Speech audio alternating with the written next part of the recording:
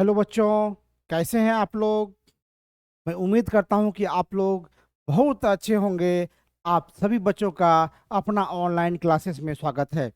बच्चों, जैसा कि आप लोगों को पता ही होगा कि अब डेली वीडियो हम अपलोड कर रहे हैं। आप लोगों को आप लोगों का एग्ज़ाम को देखते हुए, बोर्ड एग्ज़ाम को देखते हुए, ताकि शुरू से ही हम सारे वीडियो लगातार अपलोड करते रहें, ताकि आपको बोर्ड एग्ज़ाम में कोई दिक्कत ना हो। तो बच्चों, अपना ऑनलाइन क्लासेस पर आगाज हो चुका है 2025 बिहार बोर्ड क्लास 10th का। तो बच्चों, आप लोग हमसे जुड़ें, अपने दोस्तों को भी हमसे जोड़ें, हम हमसे पढ़ें, हमारे चैनल्स को सब्सक्राइब करें। तो बच्चों, आपको बिल्कुल भी किसी तरह की झिझक नहीं होनी चाहिए, क्योंकि मैं आपके साथ हूँ। आपको अंतिम लक्ष्य तक, यानी मंजिल तक पहुंचा के ही दम लूंगा। तो बच्चों, किसी तरह का कोई संकोच नहीं करना है और अपना ऑनलाइन क्लासेस से जुड़ना है, क्योंकि मैं जो भी पढ़ाऊंगा वो तो आपको यहाँ पे वीडियो मिलेगा ही मिलेगा। साथ ही उसका सारा पीडीएफ नोट्स, लेक्चर वीडियो, चाहे क्वेश्चन बैंक हो, मॉडल पेपर हो, मॉडल सेट हो, सब कुछ अपना ऑनलाइन क्लासेस का जो ऐप है गूगल प्ले स्टोर पर आ चुका है, उस पर आपको बिल्कुल फ्री ऑफ कॉस्ट मिलेगा। तो बच्चों, हमसे जुड़ना न भूलें, जल्दी अपना ऑनलाइन क्लासेस को सब्सक्राइब करें और हमसे जुड़ जाएं। तो बच्चों, अभी 3-4 दिनों से लगातार फिजिक्स की मैं कक्षाएं ले रहा था। आज मैं उसी का कुछ ऑब्जेक्टिव लेकर के आया हूं। आज आप लोगों को ऑब्जेक्टिव बताऊंगा, एमसीक्यू क्वेश्चन आप लोगों के साथ साझा करूंगा। हम लोग डिस्कस करेंगे और जानेंगे और देखेंगे, खुद को चेक करेंगे कि क्या हम लोगों से क्वेश्चन बनता है या नहीं बनता है। तो चलिए बच्चों, शुरुआत करते हैं। तो हम लोग अभी प्रकाश का परावर्तन प्रकाश का परावर्तन चैप्टर से हम लोग अभी पढ़ रहे थे। ठीक है, प्रकाश का परावर्तन था अपवर्तन से में प्रकाश का परावर्तन अभी हम लोग पढ़ रहे हैं। तो चलिए शुरुआत करते हैं। पहला क्वेश्चन है बच्चों, ध्यान से देखना है। एक एक बिंदु पर चर्चा करेंगे, किसी भी तरह का कोई कंफ्यूजन नहीं होनी चाहिए। ठीक है बच्चों। तो चलिए, पहला क्वेश्चन है, किसी दर्पण किसी दर्पण या चिकने तल पर, तल का मतलब होता है बच्चों सतह। तो क्या है क्वेश्चन, किसी दर्पण या चिकने तल पर प्रकाश की किरणें आपतित होने पर, आपतित का मतलब आने वाली किरण, किसी बिंदु से आने वाली किरण को आपतित किरण बोलते हैं।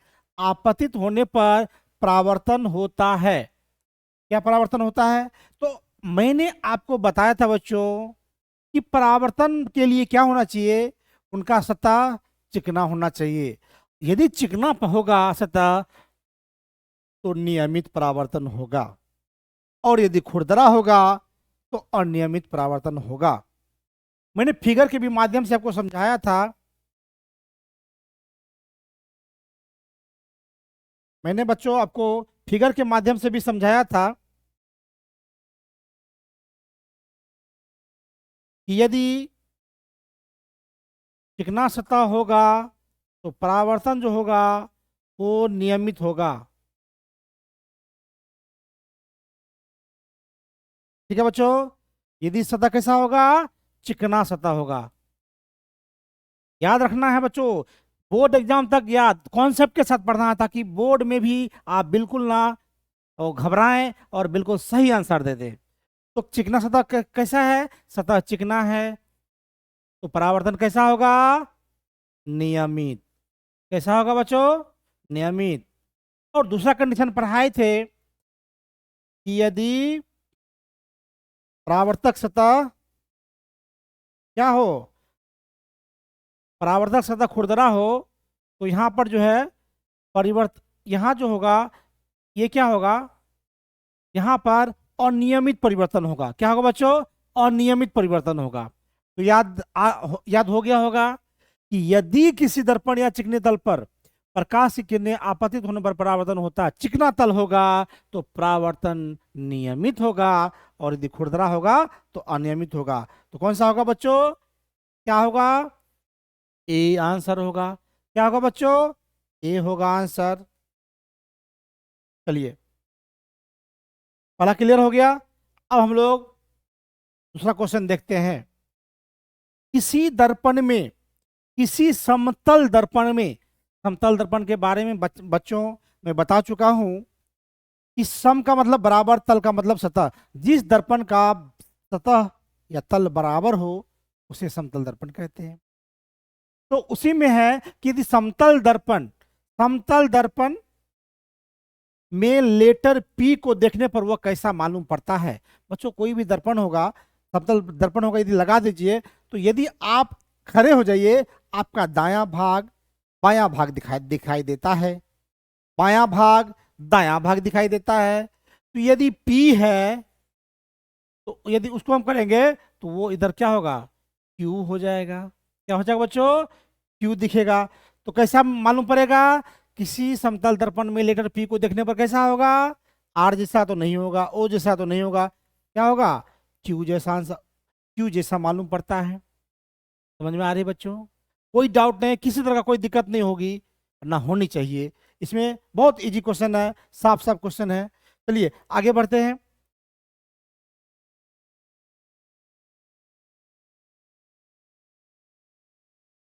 प्रकाश क्या है, क्या है, प्रकाश क्या है। तो हम लोग क्या पढ़े हैं, प्रकाश एक प्रकार क्या ऊर्जा है ना, ऊर्जा।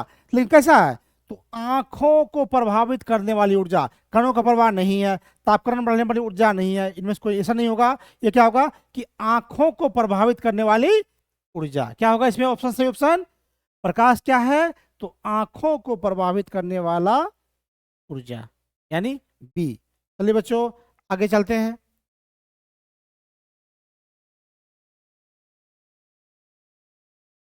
क्वेश्चन है, समतल दर्पण द्वारा बना प्रतिबिंब सदा क्या होता है, यानी हमेशा क्या होता है।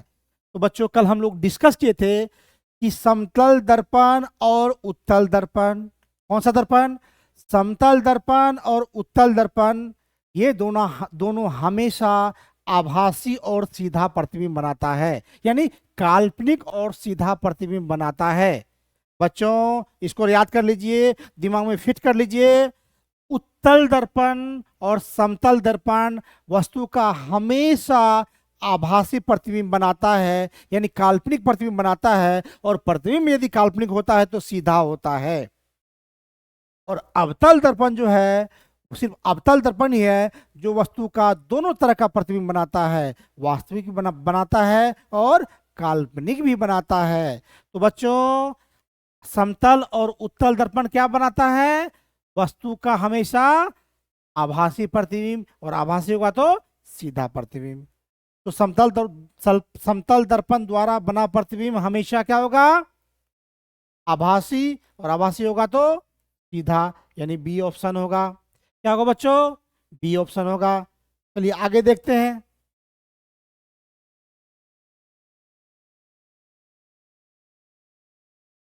अब है समतल दर्पण में, समतल दर्पण में किस प्रकार के प्रतिबिंब बनते हैं। बच्चों मैंने आपको अभी बताया, समतल दर्पण में कैसा प्रतिबिंब बनता है, आभासी और सीधा। उत्तल में भी आभासी और सीधा, अवतल में दोनों बनता है, वास्तविक और आभासी। याद रखना है, उत्तल और समतल क्या होगा, वस्तु का समतल दर्पण का, समतल दर्पण में किस प्रकार का प्रतिबिंब बनाएगा, आभासी प्रतिबिंब बनाएगा, यानी बी। क्योंकि वास्तविक नहीं बनाएगा, दोनों भी नहीं बनाएगा, इनमें से कोई ये भी गलत है। तो कैसा प्रतिबिंब बनाएगा, आभासी प्रतिबिंब बनाएगा। कोई दिक्कत बच्चों, नो गुरुजी, बिल्कुल बच्चों। चलिए आगे चलते हैं।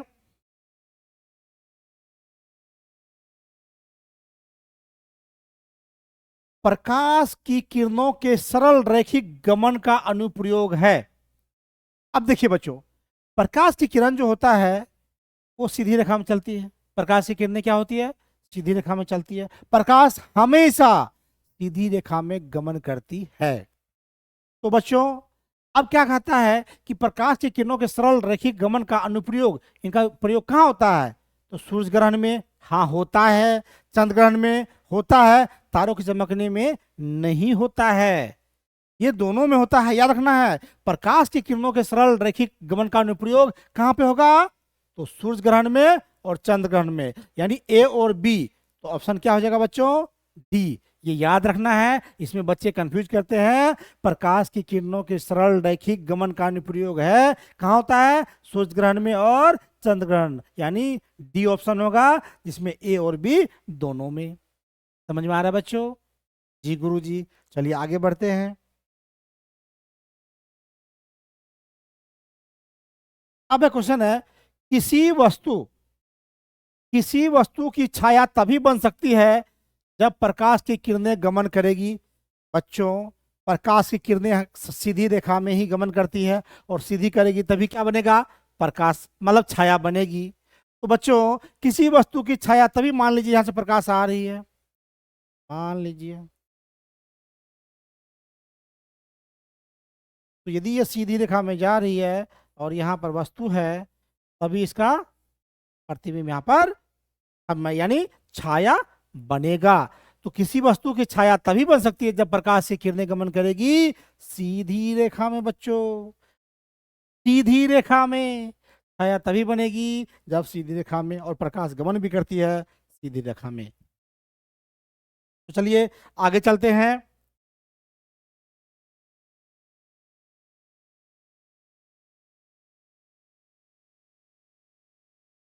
प्रकाश स्रोत के सामने एक हरी रंग की छड़ी को खड़ा कर रख देने पर उसकी छाया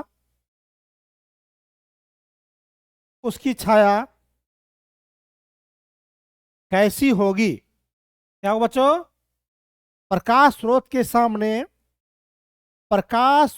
सामने हरी रंग की छड़ी को खड़ा कर रख देने पर उसकी छाया कैसी होगी? तो बच्चे, यदि छड़ी हरी रंग का हो या लाल रंग का, छाया हमेशा क्या बनेगा? काले रंग का। क्योंकि बच्चों, आप कोई भी ड्रेस पहन लो और आपका छाया जो बनेगा वो काला ही बनेगा। आप किसी भी कलर का ड्रेस पहन लो और किसी भी प्रकाश दीप्त वस्तु के पास सामने चले जाओ, वहां जो आपकी छाया बनेगी वो काले रंग के तो बनेगी। कपड़ा कुछ भी पहनो, कोई कलर हो जाए, लेकिन छाया होगी काले कलर की। समझ में आया बच्चों? फिट हो गया दिमाग में? इसलिए आप लोग हिट कर दीजिएगा क्वेश्चन को। अपना ऑनलाइन क्लासेस के बच्चे क्वेश्चन को डायरेक्ट हिट करेंगे। क्या बच्चों, सहमत हो आप लोग? यदि आप लोग हमसे सहमत है तो लिखिए जी गुरुजी, यस गुरुजी। पढ़ने में मजा आ रहा है तो भी लिखिए गुरुजी बहुत मजा आ रहा है, सर बहुत अच्छा लग रहा है। तो चलिए बच्चों, प्रकाश स्रोत के सामने हरे रंग की छड़ी को खड़ा कर देंगे तो छाया कैसी होगा? काले रंग की, यानी काले रंग की। कोई दिक्कत नहीं होना चाहिए बच्चों। चलिए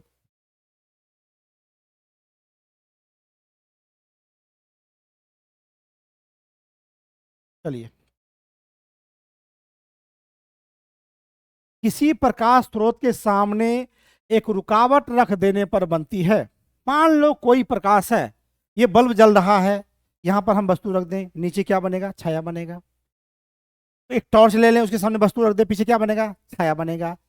लेकिन आप लोग तो कहिएगा सर, किसी प्रकाश स्रोत के सामने एक रुकावट रख देंगे, यानी कोई वस्तु रख देंगे, यानी छाया को मतलब प्रकाश को रोकेंगे तो छाया बनेगी। बच्चों, छाया तो बनेगी ही बनेगी, उपछाया भी बनती है, इसको उपछाया बोलते हैं।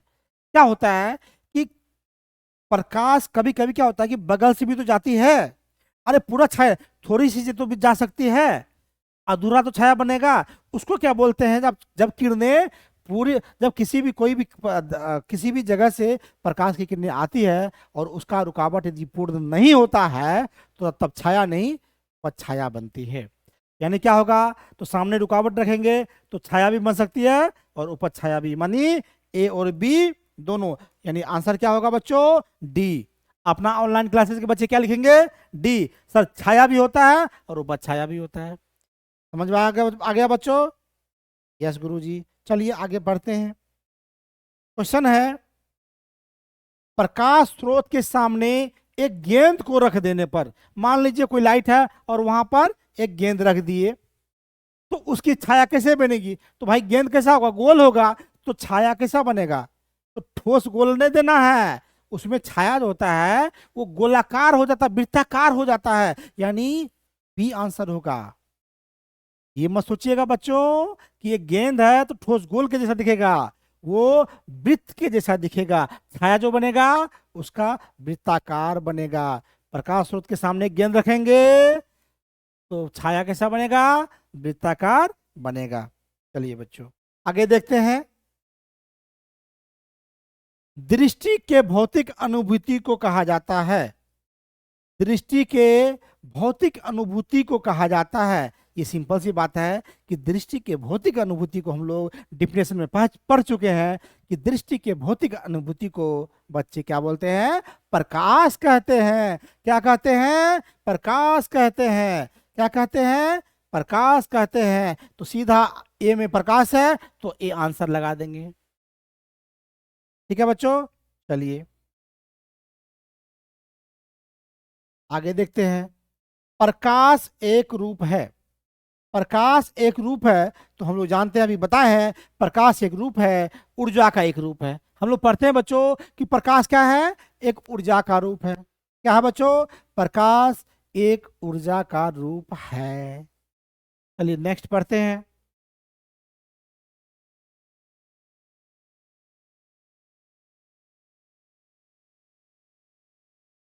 किसी माध्यम में प्रकाश की किरणें माध्यम के कणों को क्या करती हैं? यानी किसी माध्यम में प्रकाश जा रही है, प्रकाश की किरणें हैं, तो माध्यम में जो कण होगा उसको क्या क्या कर सकती है, उसमें क्या क्या परिवर्तन करती है? तो बच्चे प्रकाश के जो माध्यम में प्रकाश की किरणें माध्यम के कणों को क्या करती है? गर्म भी करती है, प्रकाशित भी करती है, और माध्यम के कणों में गति भी प्रदान करती है। क्या क्या करती है? किसी माध्यम में प्रकाश की किरणें माध्यम के कणों को गर्म भी करती है, प्रकाशित भी करती है, और माध्यम के कणों में गति भी प्रदान करती है। यानी इसका आंसर हो जाएगा ए, बी एवं सी तीनों, यानी डी नंबर ऑप्शन इसका बिल्कुल सही है। क्या बच्चों मजा आ रहा है? यस गुरुजी। चलिए आगे बढ़ते हैं।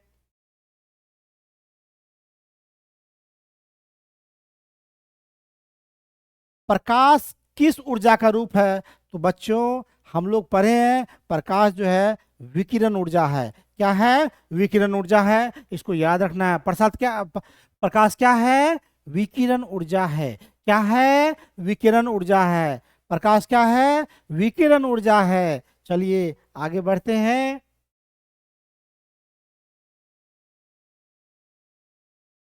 बच्चों आपको ये सारा पीडीएफ जो है आपको अपना ऑनलाइन क्लासेस ऐप पर बिल्कुल बिल्कुल मिल जाएगा। आप लोग टेंशन नहीं लीजिएगा, और यहाँ पर बिल्कुल कॉन्सेप्ट के साथ हमारे साथ जुड़े रहिए, आपको कोई भी दिक्कत नहीं होगी। चलिए बच्चे शुरू करते हैं। प्रकाश तरंगे किस प्रकार की तरंगे होती है? तो बच्चे ये आप लोग जानते भी होंगे कि प्रकाश तरंगे जो है विद्युत चुंबकीय तरंगे हैं। क्या है? विद्युत चुंबकीय तरंगे हैं। याद रखना है प्रकाश किस प्रकार की तरंग होती है? तो विद्युत चुंबकीय तरंगे। क्या होगा? विद्युत चुंबकीय तरंगे। तो याद रखना ये सब कई बार ऑब्जेक्टिव में पूछा गया है। नेक्स्ट क्वेश्चन है, प्रकाश तरंगों के गमन के लिए किस प्रकार के माध्यम की आवश्यकता होती है? यानी प्रकाश जो एक जगह से दूसरी जगह जाएगी तो उनको कौन सा माध्यम चाहिए? तो बच्चे आप जान लीजिए कि प्रकाश को एक जगह से दूसरे जगह जाने के लिए किसी माध्यम की आवश्यकता नहीं होती है, क्योंकि वो निर्वात में भी चलता है, और सबसे ज्यादा चाल उसकी निर्वात में ही होती है। तो यानी बच्चों प्रकाश तरंगों को गमन करने के लिए किस प्रकार के माध्यम की आवश्यकता होती है? तो किसी प्रकार के माध्यम की नहीं। क्या होगा बच्चों? किसी प्रकार के माध्यम की नहीं, यानी बी नंबर आंसर होगा बच्चों। क्या नंबर, कितना नंबर होगा? बी नंबर आंसर होगा कि प्रकाश तरंगों के गमन के लिए किसी प्रकार के माध्यम की आवश्यकता नहीं होती है। चलिए नेक्स्ट क्वेश्चन देखते हैं।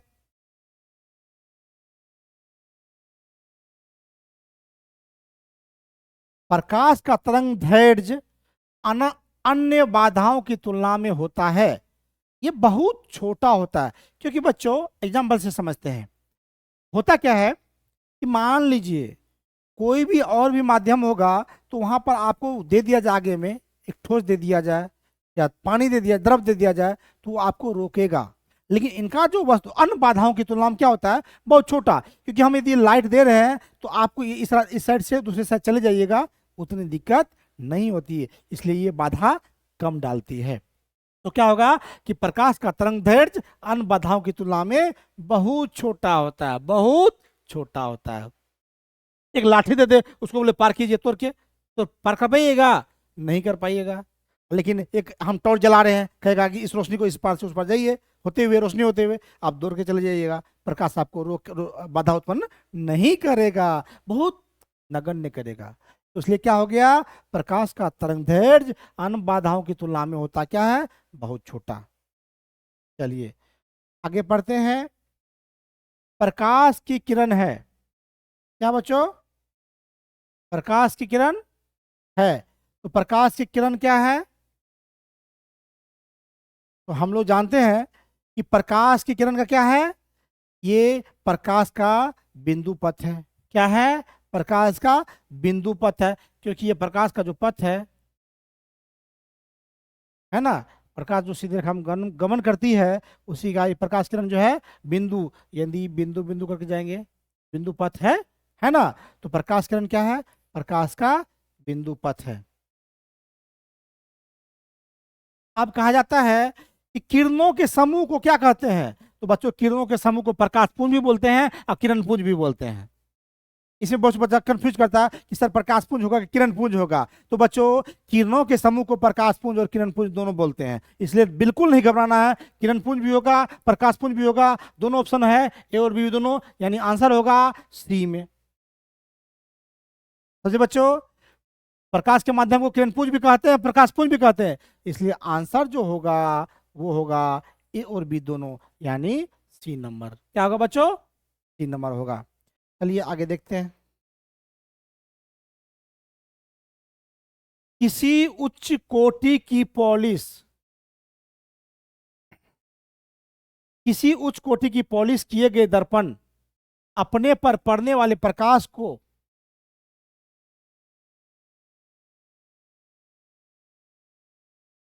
क्या होगा बच्चों, किसी उच्च कोटि की पॉलिश किए गए दर्पण, मतलब ऐसा दर्पण लेंगे जहां पर उच्च क्वालिटी का पॉलिश किया गया है। तो बच्चे जब हाई क्वालिटी का पॉलिश होगा तो परावर्तन भी हाई होना चाहिए, पूरा होना चाहिए।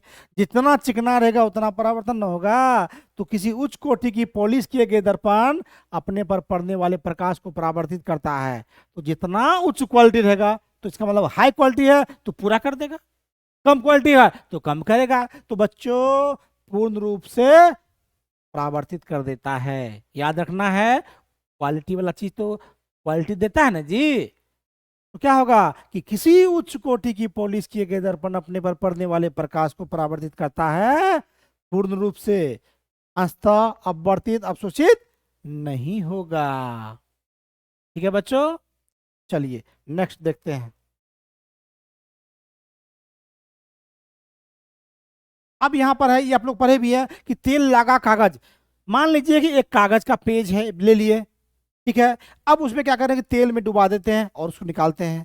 तो बच्चों कागज में तेल लगा देने से उसमें आंशिक रूप से दिखता है, इसलिए तेल लगा कागज पारभाषक या पारभासी वस्तु है। तो तेल लगा कागज होता है पारभाषक, यानी सी नंबर। ये पारदर्शक अपारदर्शक नहीं होगा, क्योंकि तेल लगा कागज जो है वो कुछ मात्रा में जो है प्रकाश को अपने से गुजरने देता है। इसलिए क्या होगा, जो आंशिक रूप से प्रकाश को गुजरने देता है उसको बोलते हैं पारभासी या पारभाषक पदार्थ। समझ में आया? चलिए ठीक है, यस गुरुजी। चलिए नेक्स्ट देखते हैं। आधुनिक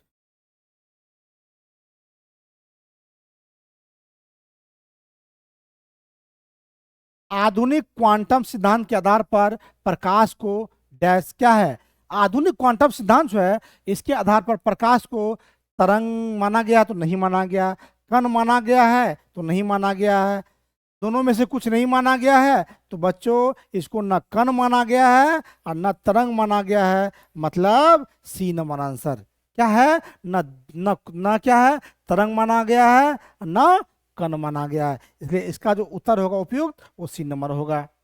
चलिए आगे चलते हैं।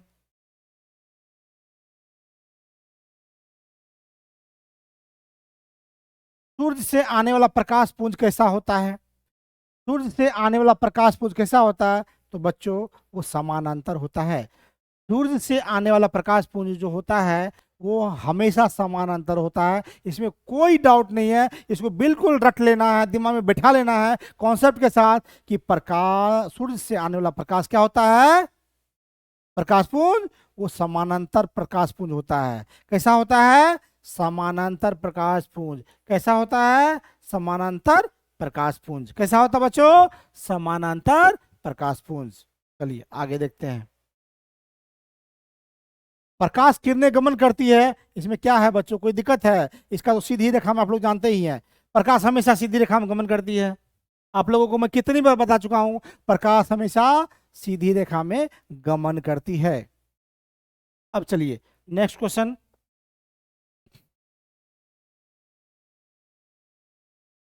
प्रकाश के परावर्तन के कितने नियम है, अरे आप लोग तो तुरंत बता दीजिएगा गुरुजी, प्रकाश के परावर्तन के दो नियम हैं। याद है ना बच्चों, प्रकाश के परावर्तन के दो नियम होते हैं, आपतित किरण, परावर्तित किरण तथा अभिलंब, तीनों एक ही तल में होते हैं या एक ही बिंदु में होते हैं। और आपतन कोण हमेशा परावर्तन कोण के बराबर होता है। यानी प्रकाश के परावर्तन के कितने नियम हैं, तो तुरंत बोल दोगे गुरुजी दो, बिना ऑप्शन देखे गुरुजी लिख दीजिए दो, आंख बूंद करके लिख दीजिए दो। चलिए आगे चलते हैं। फोकस पर अभिसारित करने वाला किरण पुंज परावर्तन के बाद समांतर हो जाता है।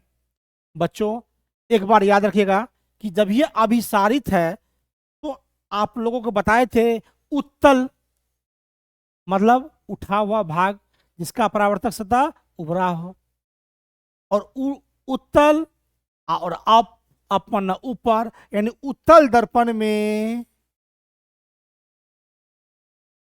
क्या होगा, अपसारी,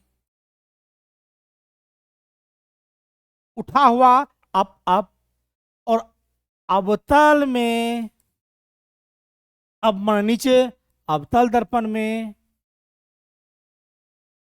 अभिसारी। क्या होगा बच्चों, अभिसारी। कोई दिक्कत होगा, नहीं होगा, तो फोकस पर अभिसारित हो गया तो कहां पर, अवतल दर्पण से। अभिसारी अवतल याद रखना है, तुरंत हो जाएगा। तो फोकस पर अभिसारित करने वाला किरण पुंज परावर्तन के बाद समानांतर हो जाता है किसके, अवतल दर्पण से। कहां से, यदि अभिसारित होगा तो अवतल दर्पण से, और अपसारित होगा तो उत्तल दर्पण से। दोनों याद रखना है, दोनों में से कोई भी क्वेश्चन आपको पूछ सकता है। यदि अभिसारित होता है तो अवतल, अप उत्तल, अप मन ऊपर, उत्तल मन उठा हुआ, तो क्या हो गया, अपसारी उत्तल दर्पण, अभिसारी अवतल दर्पण। चलिए नेक्स्ट।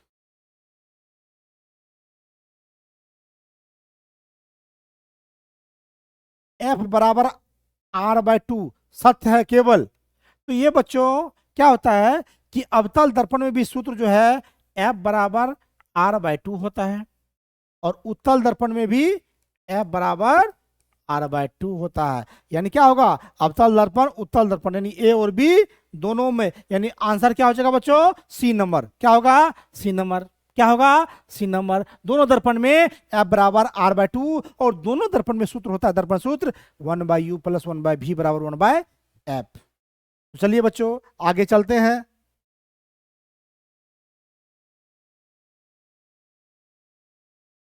कहता है किसी बीम का अवतल दर्पण द्वारा बना प्रतिबिंब आभासी, सीधा तथा बीम से बड़ा पाया गया है।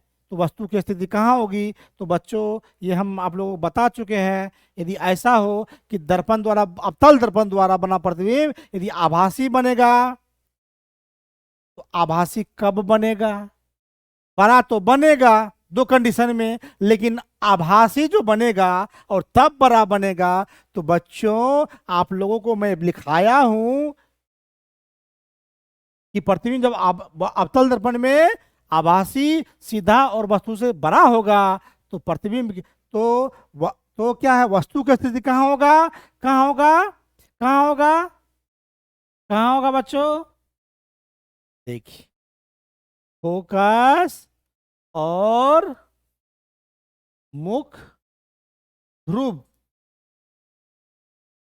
के बीच होगा, क्योंकि फोकस और मुख ध्रुव यानी पी, एफ और पी के बीच में वस्तु होगा, तो इसका प्रतिबिंब जो है वो आभासी बनेगा। आभासी कब बनेगा? जब वस्तु के पीछे बनेगा। सारा कंडीशन में तो सामने बन रहा था, फोकस तक तो सामने बनता है, बाएं साइड बनता है। फोकस के बाद जब दो स्थिति है, फोकस और ध्रुव के बीच और ध्रुव पर, तब प्रतिबिंब जो है क्या बनेगा बच्चों? आभासी बनता है और वस्तु से बड़ा। तो लेकिन जब वस्तु से बड़ा सिर्फ क्योंकि ध्रुव पर रहेगा तो वस्तु के बड़ा, बहुत बड़ा हो जाएगा। यहाँ पे क्या होगा कि फोकस और मुख ध्रुव के बीच जो रहेगा तो प्रतिबिंब आभासी बनेगा, और आभासी होगा तो सीधा होगा, और सीधा होगा तो वस्तु से बड़ा बनेगा। बच्चों वहां पर ये कंडीशन आप लोगों को मैंने बताया है, लिखाया है। आप लोग जाके मेरे क्लास में देखे होंगे तो जरूर पता होगा, और यदि नहीं देखेंगे तो जाके देख लीजिए। ठीक है बच्चों, तो प्रतिबिंब कहाँ बनेगा? प्रतिबिंब दर्पण के ध्रुव तथा मुख फोकस के बीच, यानी पी और एफ के बीच में। बच्चों तो डी नंबर आंसर सही है। अपना ऑनलाइन क्लासेस के बच्चे सही आंसर देंगे। बच्चों ऑब्जेक्टिव का बहुत बड़ा रोल है। 50% क्वेश्चन आपको ऑब्जेक्टिव यानी एमसीक्यू से पूछा जाता है, तो बच्चों इसको इग्नोर नहीं करना है, आपको कम समय में ज्यादा मार्क्स आ सकता है। तो चलिए बच्चों आगे चलते हैं। दर्पण की, अच्छा बच्चों एक चीज याद होगा आपको, दर्पण की चौड़ाई को, दर्पण का हम आपको बताए थे, चाहे दर्पण अवतल हो या उत्तल हो, ये चौड़ाई जो है बच्चों, इसको हम लोग क्या बोलते हैं? द्वारक बोलते हैं बच्चों। दर्पण की चौड़ाई को द्वारक कहा जाता है, इसमें कोई डाउट नहीं है। दर्पण की चौड़ाई को दर्पण का द्वारक कहा जाता है, याद रख लीजिए इसको, मैंने कई बार बताया है। दर्पण की चौड़ाई को दर्पण का द्वारक बोला जाता है, यानी यहां से यहां तक की दूरी को द्वारक बोला जाएगा। क्या बोला जाएगा बच्चों? द्वारक। चाहे दर्पण अवतल हो या उत्तल हो, दर्पण की चौड़ाई होगा तो उसको क्या बोलेंगे? द्वारक। चलिए नेक्स्ट, अवतल दर्पण के प्रकरण में किसी वास्तविक और उल्टे प्रतिबिंब के लिए आवर्धन होता है। बच्चों कोई भी क्वेश्चन ऑब्जेक्टिव बनाना है या कोई भी क्वेश्चन लिख रहे हैं, तो शांत दिमाग से याद कीजिए, कॉन्सेप्ट को लाइए, रटना नहीं है। नहीं रटिएगा तो भूल जाइएगा। अब दर्पण कैसा है? पहला अवतल दर्पण है। कैसा दर्पण है? अवतल दर्पण है। और प्रतिबिंब कैसा बन रहा है? वास्तविक बन रहा है। और वास्तविक बनेगा तो उल्टा बनेगा। देखिए तो, और वास्तविक जब अवतल दर्पण में बन रहा है तो ये तो कंफर्म है बच्चों कि दर्पण के बाएं साइड बन रहा है। यदि प्रतिबिंब वास्तविक बन रहा है अवतल दर्पण में, तो दर्पण के बाएं साइड प्रतिबिंब बन रहा है। तो जब बच्चों दर्पण के बाएं साइड आपको बताए थे कि वस्तु या प्रतिबिंब किसी भी चीज का दूरी जो होगा वो ऋणात्मक होता है। क्या होता है? ऋणात्मक होता है। तो यहां पे क्या होगा? आवर्धन ऋणात्मक होगा। वास्तविक और उल्टे प्रतिबिंब के लिए क्या होगा? ऋणात्मक होगा। क्या होगा बच्चों? ऋणात्मक हो जाएगा। समझ में आया? अवतल दर्पण है, प्रतिबिंब वास्तविक है, तो दर्पण के बाएं साइड बन रहा है, उल्टा है ना? वास्तविक है तो उल्टा है, और दर्पण के बाएं साइड कोई भी दूरी लेते हैं तो क्या होता है? वो निगेटिव में होता है, यानी ऋणात्मक होता है बच्चों। कोई दिक्कत नहीं। क्या हो जाएगा बच्चों? ऋणात्मक। समझ में आया? यस सर, यस गुरुजी। चलिए,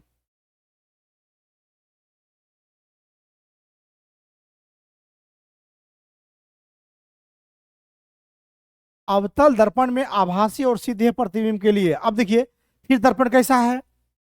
दर्पण तो अवतल ही दे दिया।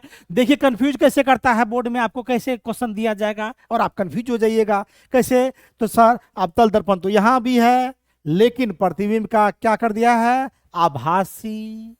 उसमें कैसा प्रतिबिंब था? वास्तविक। ध्यान से छोटे छोटे चीजों को देखना है। यहाँ अवतल दर्पण में कैसा है? आभासी प्रतिबिंब बन रहा है, और जब आभासी है तो सीधा तो होगा, तो सीधा तो है। तब प्रतिबिंब के लिए आवर्धन।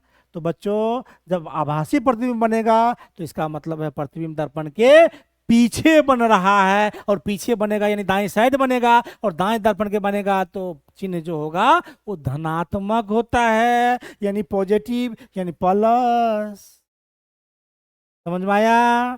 काल्पनिक कब बनेगा? जब वस्तु दर्पण के दाएं तो तरफ होगा, और दाएं तरफ जब काल्पनिक बनेगा तो वस्तु तो प्रतिबिंब तो सीधा होगा, लेकिन बच्चों उनका जो दूरी होगा वो क्या बोलेंगे? धनात्मक होगा, यानी पॉजिटिव होगा। तो इनका बी नंबर ऑप्शन।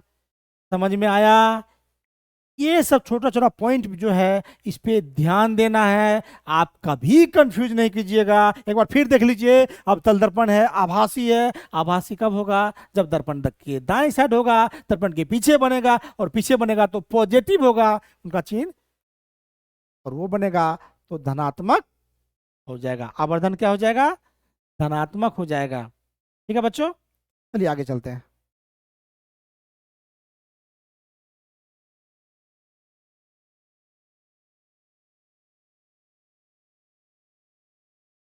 नई कार्तीय नई कार्तीय चिन्ह परिपाटी के अनुसार दर्पण के सामने रखे गए बिंब दूरी ली जाती है।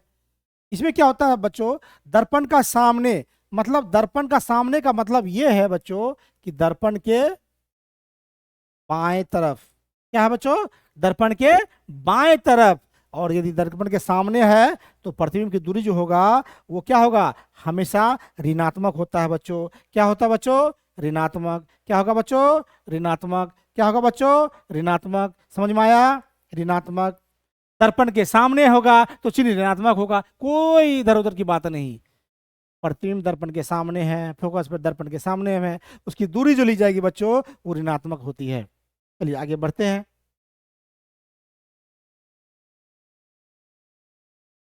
कहता है कि एक प्रयोग में अवतल दर्पण, कैसा दर्पण? अवतल दर्पण द्वारा किसी बीम का प्रतिबिंब एक पर्दे पर प्राप्त किया जाता है।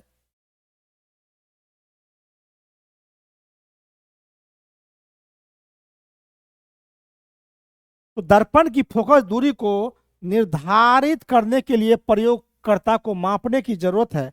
बच्चों जब अवतल दर्पण द्वारा होगा और किसी वस्तु का प्रतिबिंब को पर्दे पर प्राप्त करना होगा, तो बच्चों दर्पण और पर्दा के बीच की दूरी को मापा जाता है। क्या करते हैं? किसको मापने की जरूरत होता है? दर्पण तथा पर्दा के बीच की दूरी को। किसको? दर्पण तथा पर्दा के बीच की दूरी को, ताकि पर्दा पर जो है अवतल दर्पण का प्रतिबिंब प्राप्त किया जा सके। समझ में आया बच्चों? चलिए,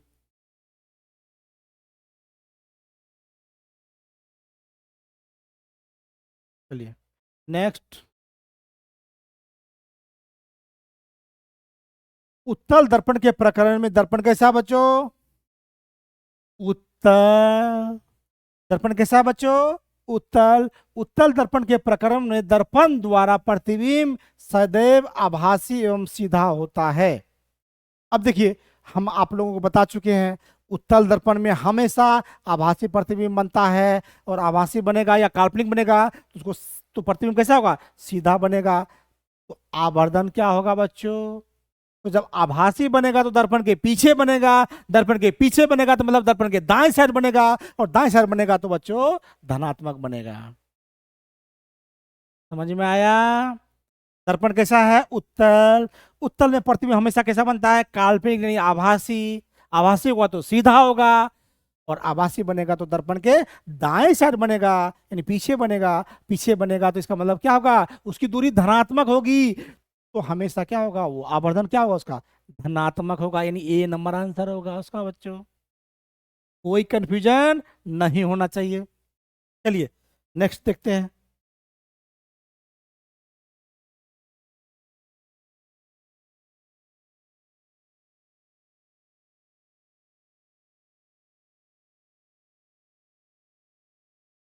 किसी गोलीय दर्पण का रैखिक आवर्धन m क्या होगा यदि प्रतिबिंब का आकार h1 और वस्तु का आकार h हो तो आवर्धन। हम बच्चों आप लोगों को बताए हैं आवर्धन m बराबर प्रतिबिंब की ऊंचाई,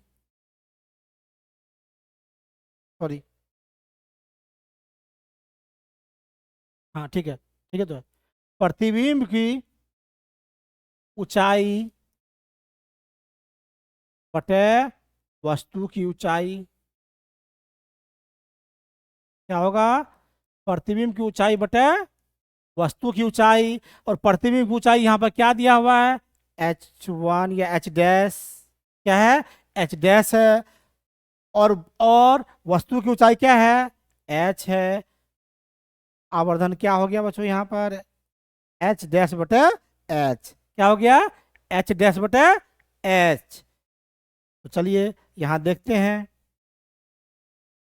तो h डैश बटे s यानी ए नंबर आंसर हो जाएगा। क्या हो जाएगा बच्चों, ए नंबर आंसर हो जाएगा। आवर्धन बराबर प्रतिबिंब की ऊंचाई बटा वस्तु की ऊंचाई, और प्रतिबिंब की ऊंचाई h डैश है और वस्तु की ऊंचाई h है, तो h डैश बटे h यानी क्या हो जाएगा, ये m बराबर h डैश बटे h। चलिए बच्चों आगे देखते हैं।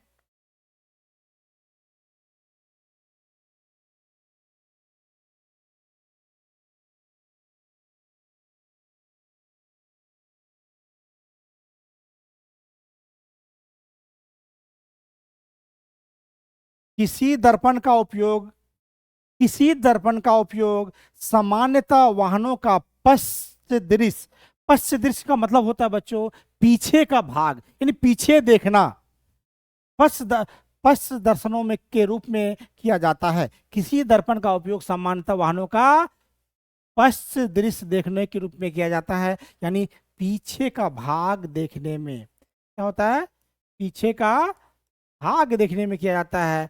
तो बच्चों वो हमेशा उत्तल दर्पण द्वारा, क्योंकि उत्तल दर्पण दूर की प्रतिबिंब को छोटा करके साफ साफ बना देता है। क्या होगा, हमेशा बैक लाइट यानी दर्पण का जो होता है मिरर, साइड मिरर जिसको बोलते हैं इंग्लिश में, उसमें हमेशा उत्तल दर्पण होता है, इसमें कोई डाउट नहीं होना चाहिए। उत्तल दर्पण सी नंबर आंसर क्या होगा बच्चों, उत्तल दर्पण। क्या होगा, उत्तल दर्पण। ये कई बार आपको 10th से लेकर के कंपटीशन तक ये पूछेगा कि बैकलाइट यानी साइड मिरर में किस दर्पण का उपयोग किया जाता है, उत्तल दर्पण का। पीछे देखने में किस दर्पण का, उत्तल दर्पण का। चलिए आगे बढ़ते हैं। कहा गया है कि उत्तल दर्पण में किस प्रकार का प्रतिबिंब बनता है। बच्चों हम कितना बार बता चुके हैं कि उत्तल दर्पण में आभासी, आभासी होगा तो सीधा, बस। समतल दर्पण और उत्तल दर्पण में आभासी और सीधा प्रतिबिंब बनता है। वैसा होगा, वास्तविक तो बनेगा नहीं, यहाँ भी वास्तविक बनेगा नहीं, क्या होगा, आभासी। ये ऑप्शन सही है। क्या बनेगा, उत्तल दर्पण में किस प्रकार का प्रतिबिंब बनता है, आभासी यानी काल्पनिक। आभासी को ही क्या बोलते हैं, काल्पनिक। इसलिए कहीं भी काल्पनिक लिखा रहे तो डरना नहीं है। यानी उत्तल दर्पण में किस प्रकार का प्रतिबिंब बनता है, तो काल्पनिक प्रतिबिंब बनता है। चलिए आगे चलते हैं। ये भी कई बार पूछा गया बच्चों, कंपटीशन में पूछा जाता है, 10वां में पूछा जाता है, इंटर में पूछा जाता है। दाढ़ी बनाने के लिए उपयुक्त गोलीय दर्पण में सीधा प्रतिबिंब प्राप्त करने के लिए चेहरे को रखना चाहिए, ठीक है। अब है दाढ़ी बनाने के लिए उपयुक्त गोलीय दर्पण में सीधा प्रतिबिंब प्राप्त करने के लिए चेहरे को रखना चाहिए।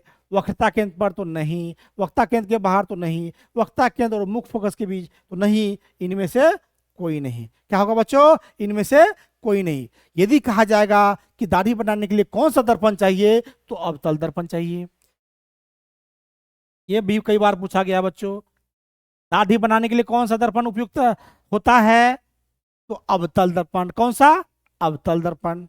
चलिए आगे पढ़ते हैं।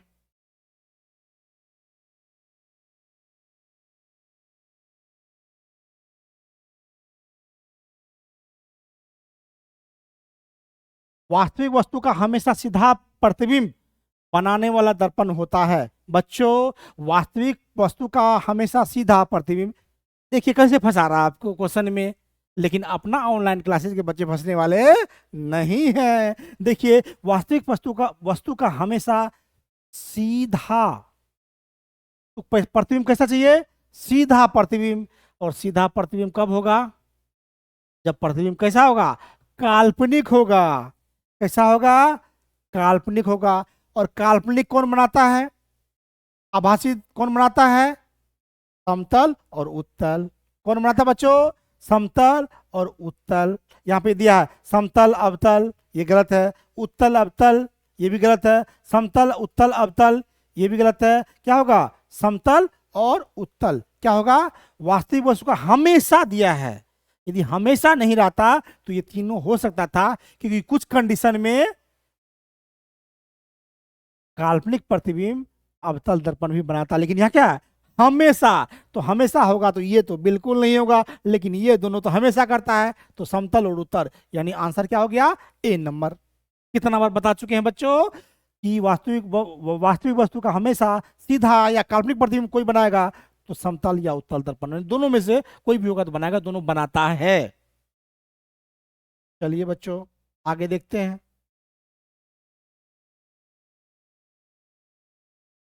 वास्तविक प्रतिबिंब की प्रकृति कैसी होती है? बच्चों, मैं कितना बार बता चुका हूं, वास्तविक प्रतिबिंब की प्रकृति कैसी होती है?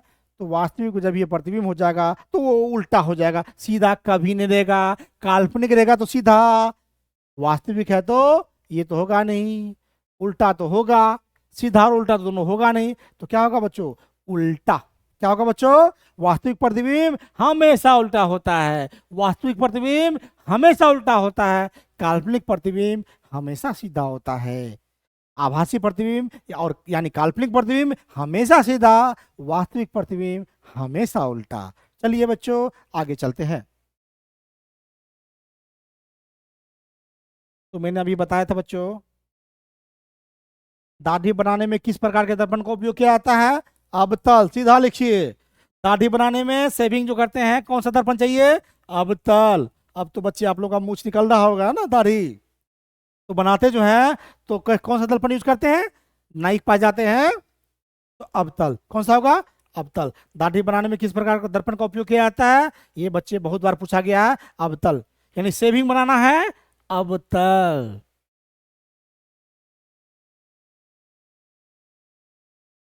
यानी ये भी वही चीज है, सेम दे दिया है बच्चों। दो बार दाढ़ी बनाने में किस दर्पण का? तो अवतल दर्पण का। किस दर्पण का बच्चों? अवतल दर्पण का। तो बच्चों, मैं उम्मीद कर रहा हूं कि आपको आज का क्लास में बहुत मजा आया होगा, बहुत अच्छा लगा होगा।